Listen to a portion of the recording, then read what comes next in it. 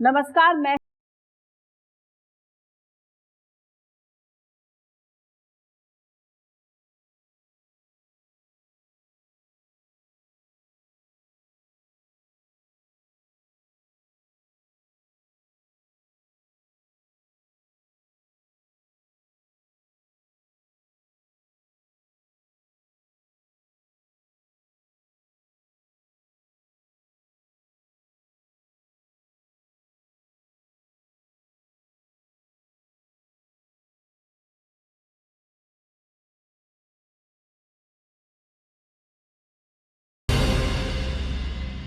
इतिहास गवाह है कि हरियाणा की धरती सबका इम्तिहान लेती है। यहाँ की सियासी पिच पर कोई भी और कभी भी आउट हो सकता है। दिग्गज ताऊ देवीलाल को 3 बार हार का मुंह देखना पड़ा था। जोड़ तोड़ की राजनीति के वाइस चांसलर कहे जाने वाले चौधरी भजन लाल को एक रिटायर्ड अफसर ने चुनाव में हरा दिया था। सुषमा स्वराज जैसी तेज तर्रार नेता को भी करनाल में 3 बार हार का सामना करना पड़ा था। भूपेंद्र सिंह हुड्डा और उनके पुत्र दीपेंद्र हुड्डा को भी रोहतक की जनता झटका दे चुकी है। हरियाणा के लोगों की पसंद और नापसंद को लेकर भविष्यवाणी करना बहुत मुश्किल काम रहा है। हरियाणा की मिट्टी में परिवारवाद की राजनीति भी जमकर फली और फूली। ताऊ देवीलाल के पुत्र प्रेम की तुलना तो कभी कभी महाभारत के धृतराष्ट्र से भी की जाती है। ऐसे में आज मैंने आपका परिचय हरियाणा की राजनीति के पुराने मिजाज से कराने का फैसला किया है, जिससे समझा जा सके कि वहां का सत्ता चरित्र कैसा रहा है, वहां के नेता किस सोच के साथ रिश्ता जोड़ते और तोड़ते रहे हैं। हरियाणा के नेताओं ने कुरुक्षेत्र की जमीन से दिए गए श्री कृष्ण के गीता के ज्ञान को किस तरह से ग्रहण किया। इतिहास के पन्नों को पलटते हुए आज ऐसे ही सवालों के जवाब जानने की कोशिश करेंगे अपने खास कार्यक्रम।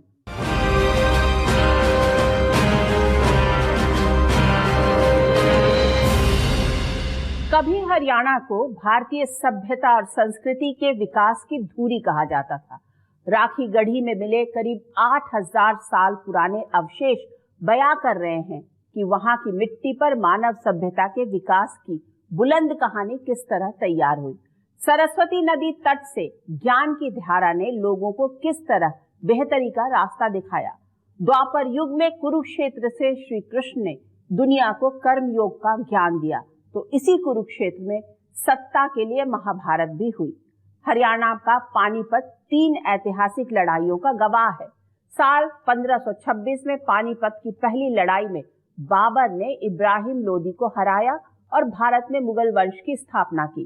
पानीपत की दूसरी लड़ाई 1556 में हुई, जिसमें अकबर की सेना ने राजा हेमू को हरा दिया। साल 1761 में पानीपत की तीसरी लड़ाई अहमद शाह अब्दाली और मराठों के बीच हुई। इसमें मराठों को हार का सामना करना पड़ा। अहमद शाह अब्दाली के वापस लौटने के बाद इस क्षेत्र पर सिखों का कब्जा हो गया। बाद में इस क्षेत्र में अंग्रेजों का दखल बढ़ा। साल 1857 की क्रांति का एक बड़ा केंद्र अंबाला छावनी भी रही। समय चक्र के साथ हरियाणा अपने तरीके से आगे बढ़ता रहा। आजादी की लड़ाई में हरियाणा के पंडित नेकी राम शर्मा और पंडित श्री राम शर्मा ने कांग्रेसी कार्यकर्ताओं की नई पीढ़ी तैयार की, पर इस क्षेत्र के नेताओं के बीच वर्चस्व की लड़ाई भीतर खाने चल रही थी। वो साल 1923 का था। रोहतक के चौधरी लालचंद, हिसार के लाला जवाहरलाल भार्गव और चौधरी छोटू राम ने मिलकर यूनियनिस्ट पार्टी बनाई। उस दौर में अलग हरियाणा राज्य का विचार भी सामने आया। शुरुआती दौर में कांग्रेस और यूनियनिस्ट पार्टी के बीच संघर्ष रहा। देश आजादी की ओर बढ़ रहा था। जब संविधान सभा बनी तो उसमें हरियाणा की दमदार मौजूदगी दिखी। ठाकुर दास भार्गव, चौधरी सूरजमल, लाला अचिंतराम, चौधरी रणवीर सिंह जैसे हरियाणा के लोगों ने कई गंभीर मुद्दों पर संविधान बनाने में अहम योगदान दिया।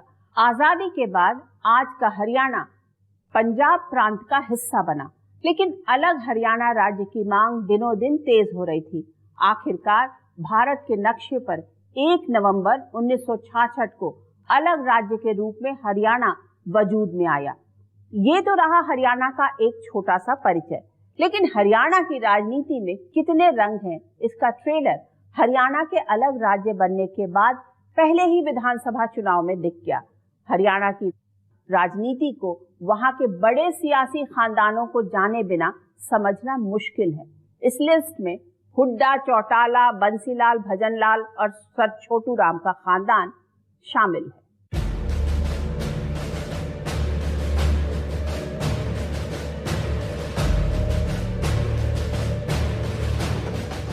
विरासत के सियासत का अद्भुत नमूना है हरियाणा। यहां के हर क्षेत्र में कोई न कोई ऐसा परिवार मिल जाएगा जिसकी एक या दो पीढ़ी राजनीति में रही हो। हरियाणा का जन्म के बाद से वहां खासतौर से 5 परिवारों का वर्चस्व रहा है। रोहतक के भूपेंद्र सिंह हुड्डा 2 बार सूबे के मुख्यमंत्री रहे। उनके पुत्र दीपेंद्र हुड्डा 5वीं बार सांसद हैं। हुड्डा परिवार के मुखिया चौधरी रणवीर सिंह हुड्डा कांग्रेस के पहले दिग्गजों में से रहे, जो संविधान सभा के सदस्य रहे, जहां उन्होंने समाज में हाशिए पर खड़े लोगों और किसानों से जुड़े मुद्दों की दमदार वकालत की। रोहतक हुड्डा परिवार का गढ़ माना जाता है। लोग ये भी कह रहे हैं कि हर बार ये होता है कि हुड्डा जी जीत करके अपने बेटे को गद्दी पे बैठा देंगे, कि दीपेंद्र को आप बैठा दीजिएगा। देखिए, आप मेरे को रिटायर करना चाहते क्या? हरियाणा का दूसरा बड़ा राजनीतिक परिवार देवीलाल का है। चौटाला परिवार की चौथी पीढ़ी राजनीति में है। इसी परिवार से हैं दुष्यंत चौटाला। चौटाला परिवार की जड़ें भी कांग्रेस से जुड़ी हैं। इस परिवार के मुखिया रहे देवीलाल हरियाणा के 2 बार मुख्यमंत्री और देश के 2 बार उप प्रधानमंत्री रहे। उनके बेटे ओम प्रकाश चौटाला ने भी हरियाणा के मुख्यमंत्री के तौर पर 5 बार शपथ ली। ओम प्रकाश चौटाला के दोनों बेटे और बहू को भी राजनीति खूब पसंद आई। अब देवीलाल की चौथी पीढ़ी भी राजनीति में है, जिसके एक सदस्य दुष्यंत चौटाला उप मुख्यमंत्री की कुर्सी तक पहुंच चुके। राजनीतिक वर्चस्व के लिए चौटाला परिवार में खींचतान नई बात नहीं है। इसी तरह भिवानी के बंसीलाल 4 बार हरियाणा के मुख्यमंत्री बने। उनके बड़े बेटे रणबीर महेंद्रा की क्रिकेट में खास दिलचस्पी रही। वहीं छोटे बेटे सुरेंद्र सिंह की राजनीति में बहुत दिलचस्पी रही। वो सांसद और केंद्रीय मंत्री बने। साल 2005 में सुरेंद्र सिंह के निधन के बाद उनकी पत्नी किरण चौधरी राजनीति में आई। कांग्रेस में लंबा समय गुजारने के बाद अब वो बीजेपी के रथ पर सवार होकर राज्यसभा सदस्य हैं। उनकी बेटी श्रुति चौधरी को बीजेपी ने तोशाम सीट से विधानसभा चुनाव में उतारा है। इसी तरह हरियाणा की राजनीति में कभी चौधरी भजनलाल की धमक सुनाई देती थी। भजनलाल 3 बार हरियाणा के मुख्यमंत्री की कुर्सी पर बैठे। इनकी पत्नी जसमा देवी भी विधानसभा पहुंची। इनके दोनों बेटे कुलदीप बिश्नोई और चंद्रमोहन बिश्नोई दोनों राजनीति में रहे। चंद्रमोहन तो उप मुख्यमंत्री की कुर्सी तक पहुंचे। चौधरी भजनलाल से भी जब परिवारवाद को लेकर पूछा जाता तो उनका जवाब बहुत सीधा होता। सीट थी वो हमारी, इस सीट को मैंने 40 साल से सींचा हो, एज सरपंच, एज पंचायत समिति चेयरमैन, एज एमएलए, एज मंत्री, एज मुख्यमंत्री। उसको कैसे छोड़ दें जल्दी से? मेरा घर है वो, लोग नहीं छोड़ते, मैं छोड़ूं तो भी। चौधरी भजनलाल परिवार की तीसरी पीढ़ी भी 2024 के चुनावी अखाड़े में अपनी किस्मत आजमा रही। इसी तरह जाट समुदाय में सर छोटू राम का नाम बहुत अदब से लिया जाता है। किसानों के अधिकारों की वकालत करने वाले छोटू राम ने नेशनल यूनियनिस्ट पार्टी की स्थापना की थी। इनके पोते बीरेंद्र सिंह कांग्रेस से बीजेपी होते हुए फिर कांग्रेस में आ गए। बीरेंद्र सिंह के पुत्र ब्रिजेंद्र सिंह भी राजनीति में हैं। शुरू से ही हरियाणा पॉलिटिक्स परिवारवाद से प्रभावित होती रही और आज भी चुनावी अखाड़े में विरासत की सियासत आगे बढ़ाने की कोशिश करती नई पीढ़ी दिख रही है। हरियाणा की राजनीति में हुड्डा, चौटाला, बंसीलाल, भजनलाल और वीरेंद्र सिंह परिवार का दखल रहा है। इन 5 खानदानों की 3 पीढ़ियां हरियाणा के जन्म के बाद से वहां के सत्ता चरित्र का गवाह रही हैं। हरियाणा के पहले मुख्यमंत्री बने भगवत दयाल शर्मा। तब हरियाणा कांग्रेस में कई गुट सक्रिय थे। साल 1967 में पहला विधानसभा चुनाव हुआ। तब हरियाणा में विधानसभा की 81 सीटें थी, जिनमें से 48 पर कांग्रेस उम्मीदवार जीते। भारतीय जनसंघ के खाते में 12 सीटें आई। निर्दलियों की संख्या 16 थी। चुनाव के बाद भगवत दयाल शर्मा ने मुख्यमंत्री के रूप में शपथ ली, पर सत्ता के लिए खुलकर लंगड़ी मारने का खेल शुरू हो गया। हफ्ते भर में ही 12 कांग्रेसी विधायकों ने पाला बदल लिया और भगवत सरकार गिर गई। निर्दलीय विधायकों ने संयुक्त मोर्चा नाम से एक पार्टी बना ली, जिसकी अगुवाई कर रहे थे राव वीरेंद्र सिंह। संयुक्त मोर्चा की छतरी तले जोड़ तोड़कर 48 विधायक जमा कर लिए गए और मुख्यमंत्री बने राव वीरेंद्र सिंह। सत्ता के लिए एक दूसरे को लंगड़ी मारने का ऐसा खेल शुरू हुआ जिसने पूरे देश को सन्न कर दिया। उसी साल विधानसभा चुनाव में हसनपुर सीट से चुने गए गयालाल। सत्ता की चाह में गयालाल 9 घंटे के भीतर ही 2 बार उन्होंने पाला बदला। संभवतः इसके बाद ही भारतीय राजनीति के शब्दकोश में जुड़ गया शब्द आया राम गया राम। राव वीरेंद्र सिंह की सरकार भी बहुत मुश्किल से 241 दिन ही चल पाई। ऐसे में उस दौर में हरियाणा के सत्ता चरित्र को समझना बहुत जरूरी।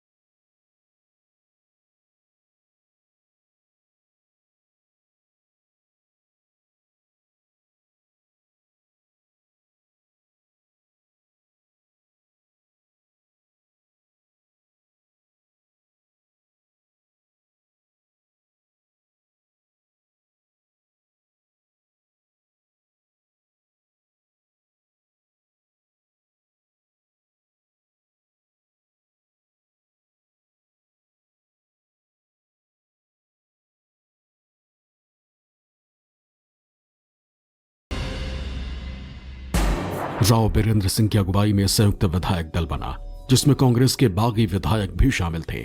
दल बदल और गठबंधन के दम पर 48 विधायकों को अपने साथ जोड़कर राव वीरेंद्र सिंह ने मुख्यमंत्री पद की शपथ ली। सबसे पहले भगवत दयाल शर्मा मुख्यमंत्री बने तो उनकी सरकार को वो अस्थिर करने के लिए कुछ प्रयास हुए और उन्होंने भी अपने हिसाब से राज चलाने की कोशिश की। तो फिर चौधरी राव वीरेंद्र सिंह जो थे वो उनको हटा के उनको मुख्यमंत्री बनाया गया और बीच बीच में लगातार जो है वो कुछ विधायक ऐसे थे और लगातार इधर से उधर होते रहते थे। उस दौर की एक घटना का जिक्र भीम सिंह दहिया अपनी किताब पावर पॉलिटिक्स इन हरियाणा में करते हैं। चौधरी बंसीलाल पहली बार विधानसभा के लिए चुने गए थे। बागी विधायक को लगा कि बंसीलाल साथ नहीं देंगे। ऐसे में उन्हें सदन में पहुंचने से रोकने की रणनीति बनी। भीम सिंह दहिया लिखते हैं, बंसीलाल को विधानसभा जाने से रोकने का काम एक अफसर को सौंपा गया। उसने विधानसभा की कार्यवाही शुरू होने से पहले बंसीलाल को अपने घर बुलाया। कुछ देर बाद बंसीलाल बाथरूम में गए तो उस अफसर ने बाहर से दरवाजा बंद कर दिया। बंसीलाल काफी देर तक अंदर से आवाज लगाते रहे, लेकिन तब तक दरवाजा नहीं खुला जब तक भगवत दयाल शर्मा की सरकार गिरा नहीं दी गई। इसी तरह अनुसूचित जाति के लिए रिजर्व हसनपुर विधानसभा सीट से निर्दलीय उम्मीदवार गयालाल चुनाव जीते। वो किसी भी तरह सत्ताधारी दल के साथ जुड़े रहना चाहते थे, लेकिन हरियाणा में पल पल समीकरण बदल रहा था। ऐसे में हिसाब लगाना मुश्किल था कि किसका पलड़ा भारी है। असमंजस की ऐसी स्थिति में गयालाल सुबह संयुक्त विधायक दल में शामिल हुए। दोपहर होते होते कांग्रेस के पाले में खड़े हो गए। शाम ढलने पर हालात भांपते हुए फिर संयुक्त विधायक दल यानी राव वीरेंद्र सिंह के साथ खड़े हो गए। गयालाल ने दिन भर में ही 3 बार दल बदल किया। इसके बाद चंडीगढ़ में मीडिया के सामने जब राव वीरेंद्र सिंह से गयालाल को लेकर सवाल हुआ तो उनका जवाब था कि गयाराम अब आयाराम हो चुका है। दल बदल की जो बात है, हरियाणा में दल बदल जो है कोई नई चीज़ नहीं है, क्योंकि जैसे ही हरियाणा का गठन हुआ तो भगवत दयाल शर्मा की सरकार को अस्थिर करने के लिए, पलटने के लिए तख्ता पलटी हुई।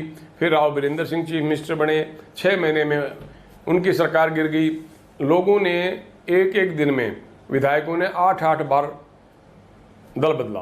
तो कहा गया था कि हरियाणा के विधायक जो है वो इस तरह से दल बदलते हैं जैसे लोग कपड़े बदलते हैं। और यहीं से हरियाणा का नाम आयाराम गयाराम के नाम से मशहूर हुआ। एक विधायक थे गयाराम जी, वो कभी इस पार्टी में सुबह शाम को उस पार्टी में, अगले दिन सुबह इस पार्टी में, फिर उस पार्टी में। तो ये एक कहावत प्रचलित हो गई कि हरियाणा आयाराम गयाराम की राजनीति के लिए जाना जाता है। राव बीरेंद्र सिंह भी 241 दिन ही मुख्यमंत्री की कुर्सी पर रह पाए। उन्होंने भी विशाल हरियाणा पार्टी नाम से अपनी नई छतरी तान ली। 8 महीने में हरियाणा में दल बदल के 60 से अधिक मामले आए। मतलब हर महीने औसत 8 दल बदल के मामले। हरियाणा में दल बदल के इतनी अजब गजब घटनाएं हुई कि 20 नवंबर 1967 को राष्ट्रपति शासन लग गया।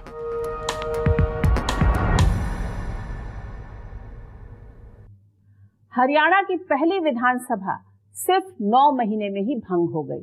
साल 1968 में दूसरी विधानसभा चुनाव की घंटी बजी। तब हरियाणा कांग्रेस में 3 गुट एक्टिव थे। एक भगवत दयाल शर्मा का, दूसरा देवीलाल का, तीसरा रामकृष्ण गुप्ता का। राव वीरेंद्र सिंह विशाल हरियाणा पार्टी नाम से एक नया राजनीतिक दल बना चुके थे। कांग्रेस की सबसे बड़ी चिंता पार्टी के भीतर गुटबाजी रोकने की थी। ऐसे में कांग्रेस ने हरियाणा में अपने कई वरिष्ठ नेताओं को चुनावी अखाड़े से दूर रखने का फैसला किया। इसमें भगवत दयाल शर्मा, देवीलाल, रामकृष्ण गुप्ता जैसे कई नेता शामिल थे। लेकिन देवीलाल अपने बड़े बेटे ओम प्रकाश चौटाला को एलानाबाद से टिकट दिलाने में कामयाब रहे। चुनाव में सबने अपने तरीके से समीकरण बैठाने की कोशिश की। चुनाव के नतीजे आए तो कांग्रेस को 48 सीटों पर कामयाबी मिली। मुख्यमंत्री की कुर्सी के लिए ऐसी खींचतान चली कि मामला दिल्ली पहुंच गया। ऐसे में गुलजारी लाल नंदा ने मुख्यमंत्री पद के लिए चौधरी बंसीलाल का नाम आगे बढ़ाया। कुछ घंटे बाद कांग्रेस अध्यक्ष एस निजलिंगप्पा की अध्यक्षता में कांग्रेस विधायक दल की बैठक हुई, जिसमें बंसीलाल के नाम पर फाइनल मुहर लग गई। कहा जाता है कि बंसीलाल गुलजारी लाल नंदा को अपना गुरु मानते थे। मुख्यमंत्री बनने के बाद भिवानी के बंसीलाल ने ऐसी राह पकड़ी जिससे कुछ समय के लिए सूबे में जोड़ तोड़ की राजनीति किनारे लग गई। प्रदेश को विकास और बदलाव के हाईवे पर ले जाने की कोशिश होने लगी।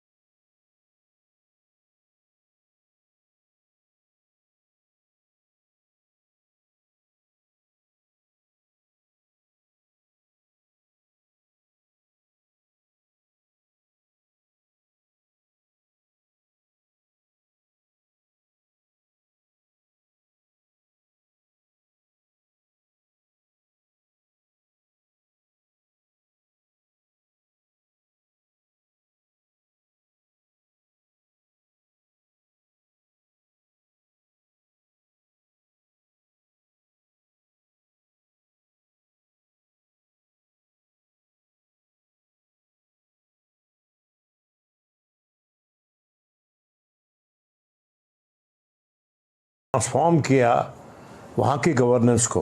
बंसीलाल बहुत मजबूत नेता थे और मजबूती उनको कहाँ से मिलती थी? जनता के समर्थन से। उसको अब ज़्यादा प्रभावशाली उन्होंने अपने नेतृत्व के चलते सरकार में किया। बंसीलाल के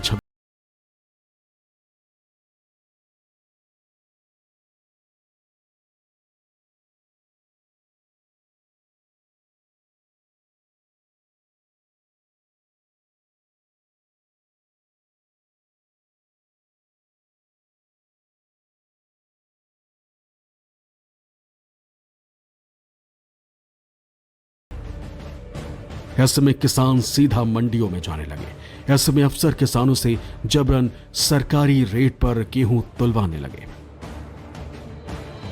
मतलब किसानों से जबरन गेहूं लिया जाने लगा।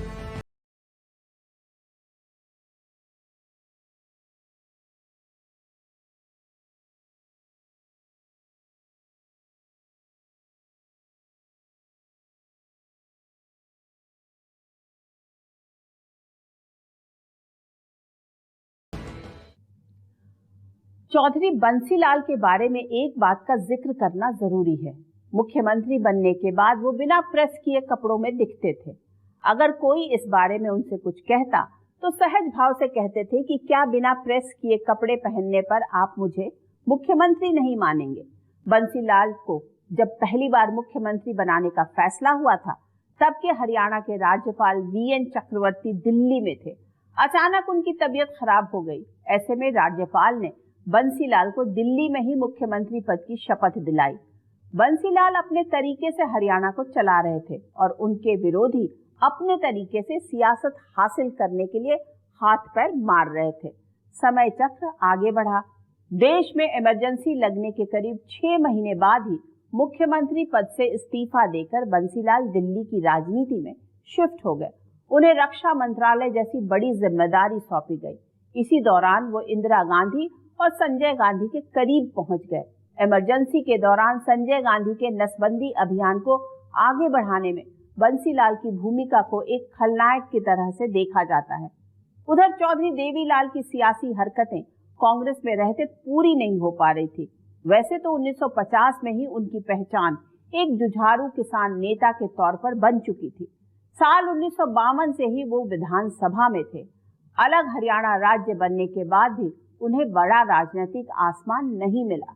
ऐसे में 1971 में देवीलाल ने कांग्रेस से किनारा कर लिया और 1972 में हरियाणा चुनाव में देवीलाल ने कांग्रेस के 2 दिग्गजों को निर्दलीय चुनौती दी, जिनमें से एक थे बंसीलाल और दूसरे भजनलाल, लेकिन उन्हें कामयाबी नहीं मिली। इमरजेंसी के बाद देवीलाल जनता पार्टी में शामिल हो गए। पूरे देश में कांग्रेस के खिलाफ हवा चल रही थी। हरियाणा में चुनाव हुए तो जनता पार्टी ने सूबे की 90 विधानसभा सीटों में से 75 सीटें जीत ली। चौधरी देवीलाल ने पहली बार मुख्यमंत्री पद की शपथ ली। उनकी सरकार में एक 25 साल की लड़की ने बतौर कैबिनेट मंत्री शपथ ली। वो थी सुषमा स्वराज। देवीलाल धुन के पक्के थे। एक बार जो ठान लिया उसे पूरा किए बिना चैन से नहीं बैठते थे। उन्हें एक शख्स से हिसाब बराबर करना था और वो थे बंसीलाल। इमरजेंसी के बाद कांग्रेस जमीन पर थी और कांग्रेसी नेताओं के खिलाफ आए दिन नए नए मामले सामने आ रहे थे। हरियाणा युवा कांग्रेस के फंड में गड़बड़ी के लपटें सूबे के पूर्व मुख्यमंत्री बंसीलाल तक जा रही थी। ऐसे में इस केस में बंसीलाल की भी गिरफ्तारी हुई। उन्हें पुलिस हथकड़ी पहनाकर भिवानी की सड़कों पर खुली जीप में बैठाकर कोर्ट ले गई। कहा जाता है कि बंसीलाल को हथकड़ी लगवाकर देवीलाल ने अपना हिसाब बराबर कर लिया। लेकिन बतौर मुख्यमंत्री भी उनकी चुनौतियां कम नहीं रही। सबसे बड़ी चुनौती तो जनता पार्टी में शामिल दलों के नेताओं को संतुष्ट करने की थी। उन्हें ना चाहते हुए भी भजनलाल, मंगल सेन, कर्नल राम सिंह, सुषमा स्वराज को मंत्री बनाना पड़ा। देवीलाल सरकार के 4 महीने भी पूरे नहीं हुए होंगे कि असंतुष्ट एक्टिव होने लगे। हालात ऐसे बने कि आलाकमान के निर्देश पर जनवरी 1978 में देवीलाल को विश्वास मत हासिल करना पड़ा। दरअसल उस दौर में जनता पार्टी में 2 गुट था। एक चौधरी शरण सिंह का गुट और दूसरा मोरारजी देसाई का गुट। देवीलाल का जुड़ाव चौधरी शरण सिंह के गुट से था, वहीं भजनलाल मोरारजी देसाई गुट के साथ खड़े थे। कुछ मुद्दों को लेकर देवीलाल और उनकी सरकार में कैबिनेट मंत्री सुषमा स्वराज से भी उनके रिश्ते सहज नहीं रहे। उनकी सरकार के 4 मंत्रियों भजनलाल, मेहर सिंह राठी, शेर सिंह और गजराज बहादुर नागर ने फिर मोर्चा खोल दिया। देवीलाल की मुख्यमंत्री वाली कुर्सी खिसकाने का जिम्मा एक तरफ से भजनलाल ने संभाल रखा था, ऐसे में भजनलाल ने देवीलाल से असंतुष्ट विधायकों को, मंत्रियों को भारत दर्शन कराने का रास्ता चुना। करीब 2 हफ्ते तक विधायकों का भारत दर्शन चला। उधर देवीलाल सरकार को विधानसभा में विश्वास मत हासिल करना था। राजनीति के माहिर खिलाड़ी देवीलाल समझ चुके थे कि हवा का रुख किधर है। ऐसे में उन्होंने मुख्यमंत्री पद से इस्तीफा देना बेहतर समझा। हरियाणा की राजनीति दांवपेच और तिकड़म से भरी हुई है। चौधरी देवीलाल पहली बार सिर्फ 737 दिन मुख्यमंत्री की कुर्सी पर रहे। उनके खिलाफ नाराजगी और आक्रोश जनता पार्टी के भीतर बढ़ने लगा। शायद उनकी तिनुक मिजाजी उनके करीबियों को पसंद नहीं आती थी। कहा जाता है कि चौधरी देवीलाल के खिलाफ असंतोष की चिंगारी को पीछे से हवा देने का काम एक ऐसा शख्स कर रहा था जिसका जन्म आज के पाकिस्तान के बहावलपुर में हुआ था। वो हरियाणा के आदमपुर में कपड़ा और घी का कारोबार करता था। राजनीति में भी उस शख्स का रसूख तेजी से बढ़ रहा था। उसे जोड़ तोड़ की राजनीति का PhD कहा जाता था। भारतीय राजनीति में जब भी दल बदल और जोड़ तोड़ की बात होगी, बगैर उस शख्स का जिक्र किए बात अधूरी रहेगी।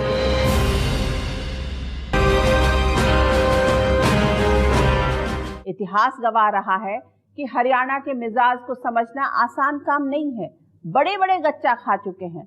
28 जून 1979 को चौधरी भजनलाल ने हरियाणा के मुख्यमंत्री के तौर पर शपथ ली। आज के पाकिस्तान के बहावलपुर में जन्मे भजनलाल हरियाणा के आदमपुर में कपड़ा और घी का कारोबार करते थे। कहा जाता है कि भजनलाल में एक गजब का हुनर था। वो तुरंत समझ जाते थे कि सामने वाले को किस चीज की जरूरत है। अपने इसी हुनर के दम पर उन्होंने चौधरी देवीलाल जैसे दिग्गज की मुख्यमंत्री की कुर्सी खिसका दी थी। अपने 8 साल के पॉलिटिकल करियर में ही वो हरियाणा जैसे प्रदेश के मुख्यमंत्री की कुर्सी पर बैठ गए थे। साल 1980 में जब केंद्र में प्रचंड बहुमत से इंदिरा गांधी की सत्ता में वापसी हुई, तो भजनलाल हिसाब लगाने लगे कि अब आगे क्या। जनता पार्टी का जहाज उन्हें डूबता दिखा। वो भी जनता पार्टी से ही जुड़े थे। बतौर मुख्यमंत्री उनकी एक मुलाकात प्रधानमंत्री इंदिरा गांधी से हुई। लेकिन जब भजनलाल 40 विधायकों के साथ कांग्रेस में शामिल हुए, तो लोगों की समझ में आया कि राजनीति में कुछ भी नामुमकिन नहीं है।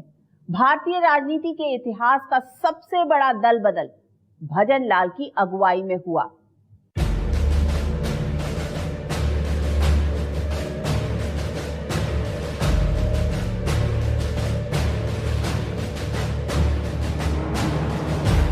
वो साल 1980 का था और महीना जनवरी का। 2 महीने तक हड्डियां गलाने वाली ठंड झेलने के बाद दिल्ली वाले खुली धूप का इंतजार कर रहे थे। तो प्रचंड बहुमत से सत्ता में वापसी के बाद प्रधानमंत्री इंदिरा गांधी की नजरें उन राज्यों पर थी जहां गैर कांग्रेसी सरकारें थी। तब के हरियाणा के मुख्यमंत्री भजनलाल को कहीं से भनक लगी कि इंदिरा गांधी उनकी सरकार को बर्खास्त कर राष्ट्रपति शासन लगाने के बारे में सोच रही। 20 जनवरी 1980 दिल्ली। ऐसे में मुख्यमंत्री भजनलाल हाथों में फूलों का गुलदस्ता लिए दिल्ली पहुंचे प्रधानमंत्री इंदिरा गांधी से मिलने। कुछ मिनटों की मुलाकात में इंदिरा गांधी ने कहा कि भजनलाल जी कांग्रेस में वापस आ जाइए। साथ ही ये भी कहा कि पूरा बहुमत लेकर आइएगा, नहीं तो हरियाणा विधानसभा भंग करनी पड़ेगी। भजनलाल अपने से ही हिसाब लगा चुके थे कि जनता पार्टी का हश्र क्या होने वाला है। ऐसे में भजनलाल उल्टे पैर चंडीगढ़ पहुंचे। अपने समर्थक विधायकों और मंत्रियों का दल बदल कर 2 दिन बाद ही बहुमत पेश कर दिया। आजाद भारत में पहली बार पूरी सरकार का ही दल बदल हुआ। मुख्यमंत्री समेत पूरी कैबिनेट कांग्रेस में शामिल हो गई। बाद में भजनलाल से जब भी दल बदल या उनकी राजनीति के तौर तरीकों के बारे में पूछा जाता, तो उनका जवाब कुछ इस अंदाज में आता। ये तो कहने वाला तो कहेंगे कुछ भी, लेकिन राजनीति में सब कुछ चलता है, सब कुछ करना भी पड़ता है कई दफा। भजनलाल बिश्नोई ने सत्ता में बने रहने के लिए साम दाम दंड भेद सब कुछ अपनाया। उन्होंने अपने राजनीतिक तौर तरीकों को ढकने के लिए मर्यादा और आदर्शवाद के चादर ओढ़ना ठीक नहीं समझा। जो भी रास्ता चुना उसे वक्त और राजनीति की जरूरत बताते रहे। ऐसे में ये समझना भी जरूरी है कि उस दौर में नेता भजनलाल की सियासत को किस तरह से देखते। उसमें आदमीपन के कोई गुण ही नहीं है।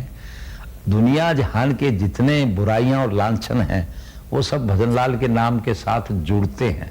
इसका पुराना किरदार कैरेक्टर जो है वो बहुत भयावह है। आयाराम गयाराम जो दल बदल का बड़ा बीमारी है वो सबसे पहले हरियाणा में पैदा हुआ और उसके सबसे बड़े मास्टर यदि हैं तो वो भजनलाल जी हैं।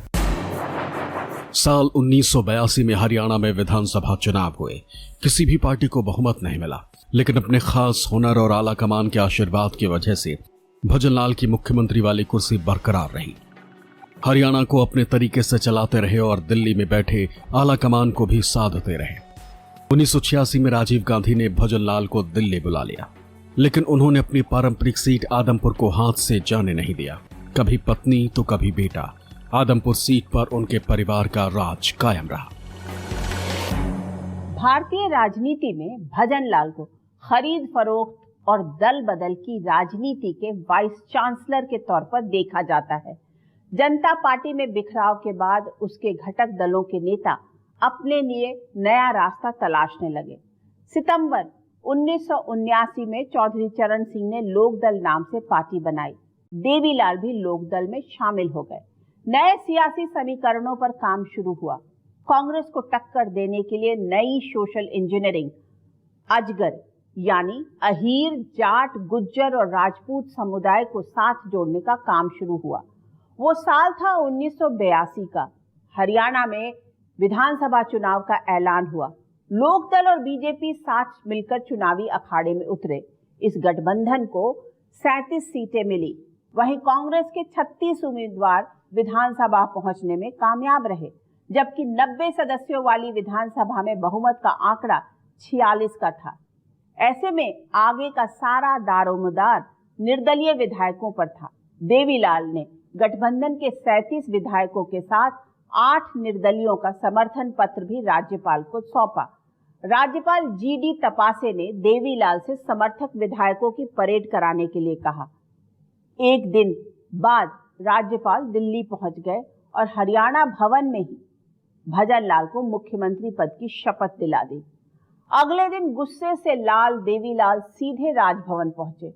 उस दौर के अखबारों में छपा था कि देवीलाल ने राज्यपाल तपासे को तमाचा तक जड़ दिया था। हरियाणा में जोड़ तोड़ और एक दूसरे को लंगड़ी मारने की राजनीति चलती रही। देवीलाल के बड़े बेटे ओम प्रकाश चौटाला भी मुख्यमंत्री की कुर्सी तक पहुंचे। दूसरी ओर केंद्र की बीपी सिंह की अगुवाई वाली गठबंधन सरकार में चौधरी देवीलाल उप प्रधानमंत्री बने, लेकिन उनकी किसी से भी लंबे समय तक पटी नहीं। उस दौर में चौधरी देवीलाल की जनसभाओं में नारा लगता था, ताऊ पूरा तोलेगा।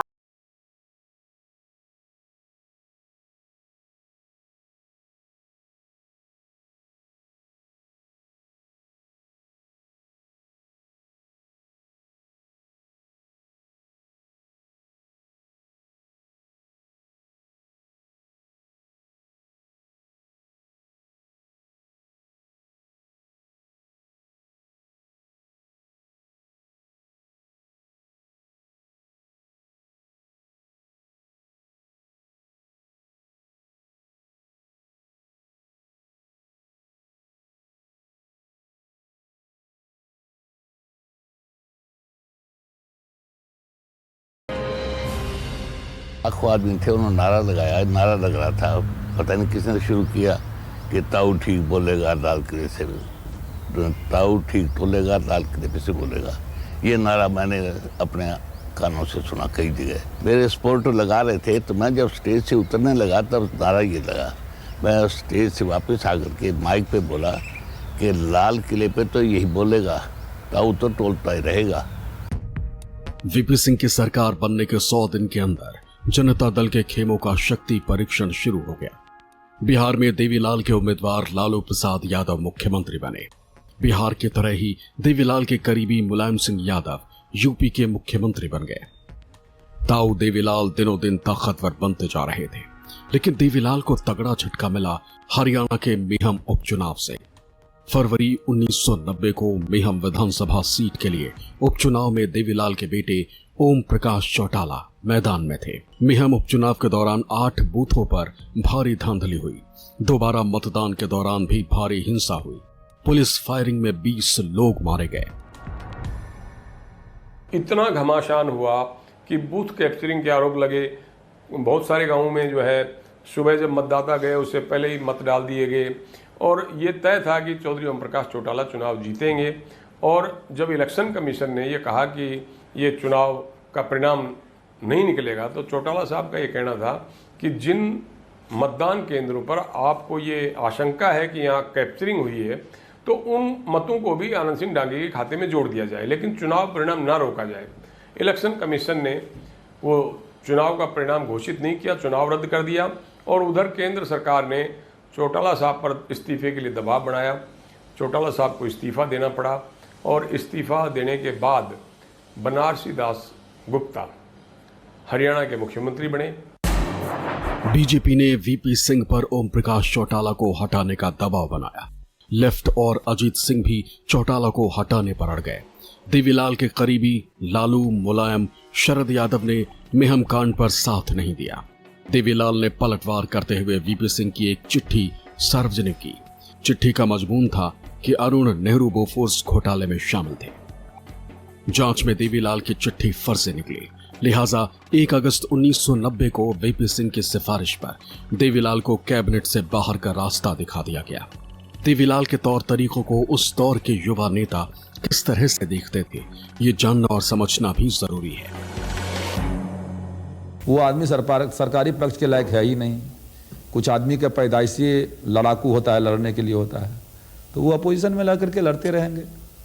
सरकार में जाएंगे तो सरकार को तोड़ेंगे। रोज कैबिनेट में रहते हुए आदमी कोई सवाल जवाब रोज पूछे पत्र के द्वारा, तो वो मंत्रिमंडल जो है वो मंत्रिमंडल चल नहीं सकता और फंक्शनिंग का यानी प्रॉब्लम हुआ।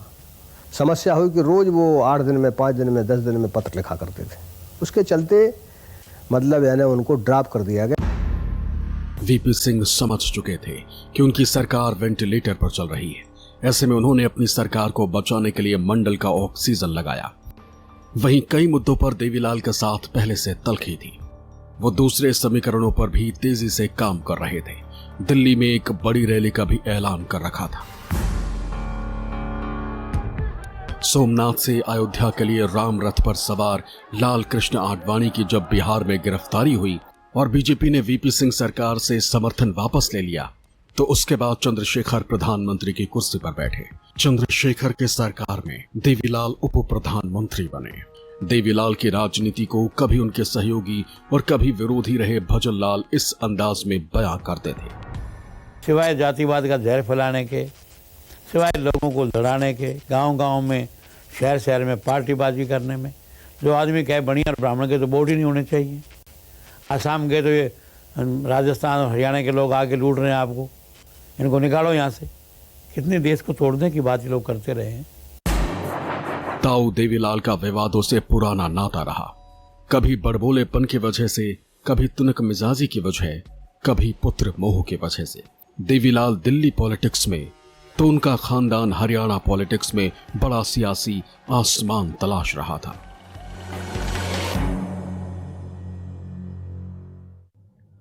उप प्रधानमंत्री की कुर्सी पर पहुंचने के बाद देवीलाल का कद हरियाणा की राजनीति में बहुत ऊंचा हो गया था। इस रेस में कहीं न कहीं हुड्डा परिवार पिछड़ रहा था। हरियाणा के इतिहास में 1987 से 1991 के बीच का दौर सबसे ज्यादा उथल पुथल वाला रहा। उस दौर में ओम प्रकाश चौटाला तो एक बार सिर्फ 5 दिन के लिए मुख्यमंत्री रहे और दूसरी बार 14 दिन के लिए। साल 1991 के बाद वहां की राजनीति में थोड़ी स्थिरता तो आई, लेकिन 3 बड़े खानदानों के बीच ही हरियाणा की सत्ता परिक्रमा कर रही थी। चौटाला परिवार, भजन लाल परिवार और बंसी लाल परिवार। हरियाणा के सियासी अखाड़े में कांग्रेस थी, बीजेपी थी, चौधरी बंसी लाल की हरियाणा विकास पार्टी थी। चौटाला परिवार की इंडियन नेशनल लोकदल थी। साल 1999 में INLD एनडीए के जहाज पर सवार हो गई। हरियाणा में बीजेपी ने चौटाला सरकार में शामिल होने की जगह बाहर से समर्थन देना बेहतर समझा। 2 मार्च 2000 को ओम प्रकाश चौटाला ने कुरुक्षेत्र में संस्कृत में शपथ लेकर सबको चौंका दिया। लेकिन चौटाला के दौर में हरियाणा जिस रास्ते आगे बढ़ रहा था, उसमें कांग्रेस को अपने लिए भरपूर संभावना दिखने लगी। 2005 में विधानसभा चुनाव की घंटी बजी। हरियाणा में हवा चौटाला राज के खिलाफ बह रही थी। पॉलिटिकल पंडित भविष्यवाणी करने लगे कि 2005 का हरियाणा चुनाव किसी को जिताने से अधिक किसी को हराने के लिए है। हुआ भी वही। चौटाला की INLD का सूपड़ा साफ हो गया। कांग्रेस की हरियाणा में प्रचंड बहुमत से सत्ता में वापसी हुई और CM की कुर्सी पर बैठे भूपेंद्र सिंह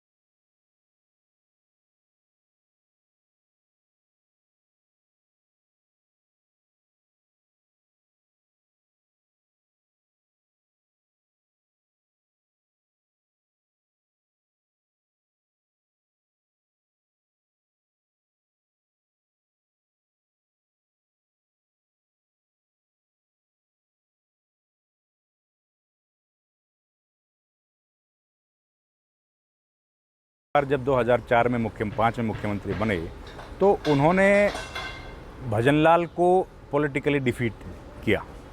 और हालांकि जो लेजिस्लेचर्स थे, MLA जो जीत के आए थे, उनमें कहते हैं कि भजनलाल के पास ज़्यादा लोग थे और हुड्डा के समर्थक कम थे, लेकिन हाईकमान का उनको सपोर्ट था।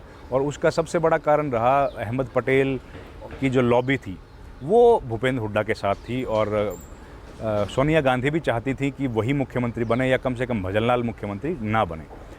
5 मार्च 2005 को भूपेंद्र सिंह हुड्डा ने मुख्यमंत्री पद की अकेले ही शपथ ली। बाद में भजनलाल के बेटे चंद्रमोहन हुड्डा सरकार में उप मुख्यमंत्री बने। लेकिन भीतर खाने सत्ता हासिल करने के लिए भजनलाल पार्टी के भीतर जद्दोजहद करते रहे। कामयाबी नहीं मिली तो 2007 में हरियाणा जनहित कांग्रेस नाम से अलग पार्टी बना ली। वक्त का पहिया आगे बढ़ा। 2008 में अचानक डिप्टी CM चंद्रमोहन सुर्खियों में आ गए। दरअसल पहले से शादीशुदा चंद्रमोहन ने धर्म बदलकर एक तलाकशुदा वकील से निकाह कर लिया। चंद्रमोहन से चांद मोहम्मद बन गए और अनुराधा बाली फिजा बन गई। हालांकि ये रिश्ता भी बहुत लंबा नहीं चला। बाद में फिजा की रहस्यमयी हालात में मौत की खबरें आईं। लेकिन इन सब से इतर भूपेंद्र सिंह हुड्डा हरियाणा को अपने तरीके से गढ़ने में लगे हुए थे। लोगों की उम्मीदों पर खरा उतरने की कोशिशों में जुटे थे। भूपेंद्र सिंह हुड्डा के सामने एक बड़ी चुनौती कानून व्यवस्था के मोर्चे पर थी। 2005 में उनके सत्ता संभालने के 5 महीने में ही सोनीपत के गोहाना में अग्निकांड हुआ। तो दूसरी ओर गुरुग्राम में भी मारुति कंपनी के कर्मचारियों पर लाठीचार्ज और आगजनी की घटना हुई। 2005 में कांग्रेस की सरकार बनी, मेरे को मौका मिला। मैंने बनते एक बात कही थी, बदमाशों या तो बदमाशी छोड़ दो या हरियाणा छोड़ दो। और शांति से हरियाणा 10 साल पड़ गई। कोई ऐसा बात नहीं जो आज रोज रोज फिरौतियाँ मांगी जा रही हैं, रोज कत्ल हो रहे हैं, बलात्कार, मतलब हर अपराध बहुत तेजी से बढ़ गया।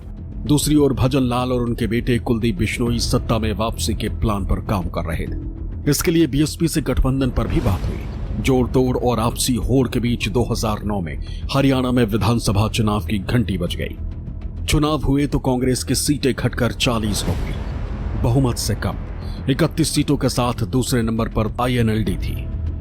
ऐसे में कांग्रेस ने भजनलाल की पार्टी को सरकार में शामिल होने का प्रस्ताव दिया, लेकिन कुलदीप बिश्नोई खुद को किंग मेकर की भूमिका में देख रहे थे। लेकिन रातों रात भजनलाल की पार्टी में सेंधमारी हुई और उनके 5 विधायक कांग्रेस के पाले में जा मिले।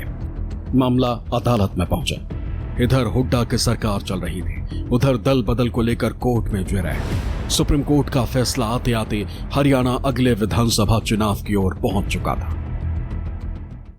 हरियाणा को भूपेंद्र सिंह हुड्डा ने अपने तरीके से चलाया।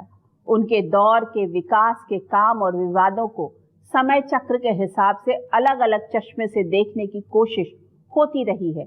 2014 में पूरे देश में मोदी की सुनामी चल रही थी। उस सुनामी का असर हरियाणा में भी दिखा। वहां की 10 लोकसभा सीटों में से 7 पर कमल खिल गया। भूपेंद्र सिंह हुड्डा 10 साल से हरियाणा की कमान संभाले हुए थे। वहां की राजनीति में शून्यता थी। दरअसल भजन लाल का निधन हो चुका था। उनकी पार्टी बिखर चुकी थी। भर्ती घोटाले में ओम प्रकाश चौटाला जेल में थे।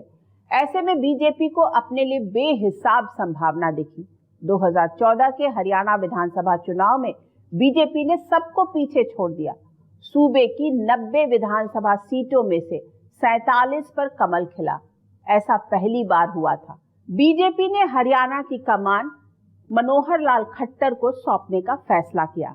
5 साल बाद यानी 2019 में हरियाणा विधानसभा चुनाव हुए। बीजेपी का ग्राफ नीचे खिसक गया, सीटें कम हुई। ऐसे में बीजेपी को चौटाला परिवार की चौथी पीढ़ी के दुष्यंत चौटाला की जननायक जनता पार्टी यानी जेजेपी से गठबंधन कर सरकार बनानी पड़ी। हरियाणा के लोगों ने बंसीलाल की हुकूमत देखी, देवीलाल का राज देखा, भजनलाल की सरकार देखी।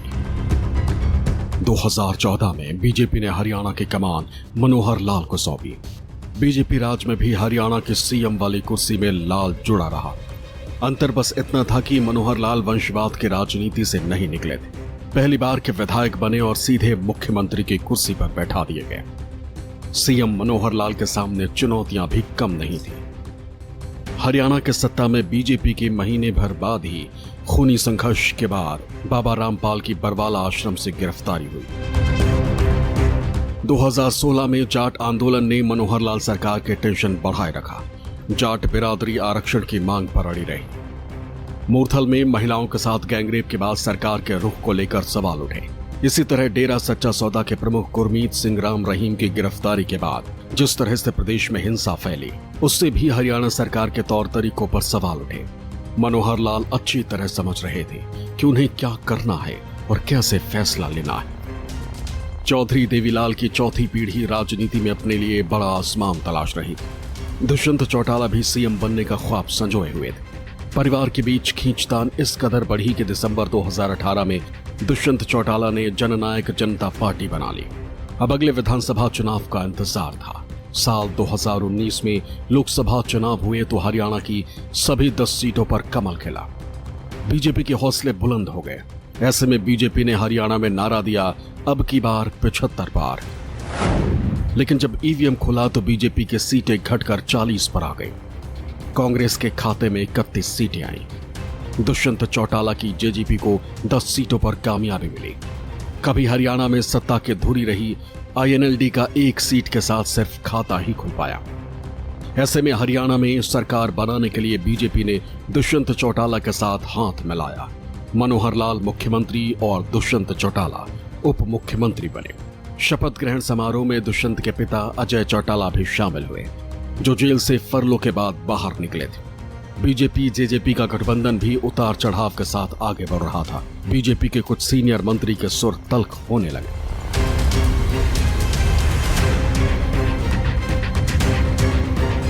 कभी किसान आंदोलन, कभी पहलवानों का आंदोलन। समय समय पर अलग अलग मुद्दों पर सूबे की बीजेपी सरकार उलझी रही। ऐसे में मार्च 2019 में बीजेपी और जेजेपी का गठबंधन टूट गया। हरियाणा की परंपरा के हिसाब से बीजेपी ने सरकार बचा ली, लेकिन मनोहर लाल की जगह सूबे के मुख्यमंत्री की कुर्सी पर नायब सिंह सैनी को बिठा दिया गया। मैं नायब सिंह। इस साल हुए लोकसभा चुनाव में हरियाणा के 10 लोकसभा सीटों में से 5 बीजेपी को और 5 कांग्रेस को मिले। कांग्रेस के नेता अब कहने लगे हैं कि हरियाणा में भी वही हाल होगा जो कांग्रेस का मध्य प्रदेश में हुआ था। चुनाव में कांग्रेस पार्टी स्वीप करने जा रही है, आंधी आ रही है। एमपी और राजस्थान में पिछले चुनाव में इन्होंने झूठ का गुब्बारा खूब फुलाया, लेकिन जनता ने वोट की चोट देकर के उस गब्बारे की हवा निकाल दी। 36 बिरादरी फैसला कर चुके हैं कि अब की बार हरियाणा में कांग्रेस की सरकार।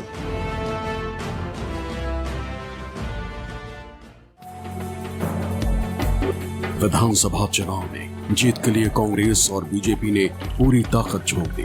हरियाणा के 90 विधानसभा सीटों पर जनता अपना फैसला सुना चुकी है। अब 8 अक्टूबर को नतीजों का इंतजार है।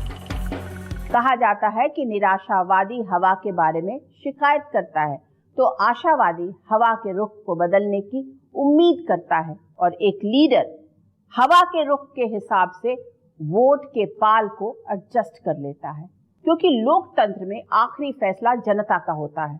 आज के इस एपिसोड में बस इतना ही। आपसे फिर मुलाकात होगी किसी ऐसे मुद्दे के साथ जिसे जानना और समझना हम सब के लिए बहुत जरूरी होगा। तब तक के लिए मुझे दीजिए इजाजत। नमस्कार।